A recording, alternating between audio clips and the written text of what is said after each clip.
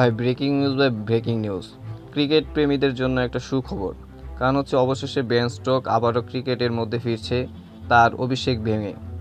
তার অন্যতম ফেরার কারণ হচ্ছে যে জস বাটলার কিন্তু এবারের আসরে চ্যাম্পিয়ন্স ট্রফি এবং ওয়ানডে বিশ্বকাপের মধ্যে দলকে ভালো মতো লিড করতে পারেনি, যার ফলে তারা গ্রুপ পর্বের মধ্যেই বাদ পড়ে যায়।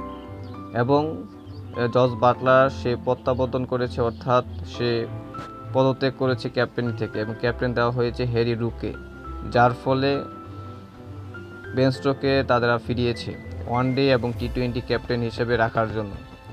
ওয়ানডে এবং টি-20-র মধ্যে বেন স্টোকের বিকল্প তারা অন্য কাউকে দেখতে পারছে না, যার ফলে ইংল্যান্ড ক্রিকেট বোর্ড আস্থা রেখেছে বেন স্টোকের উপর এবং বেন স্টোককে ভালো একটা নেতৃত্ব দিবে সেটা আশা করছে ইংল্যান্ড ক্রিকেট বোর্ড।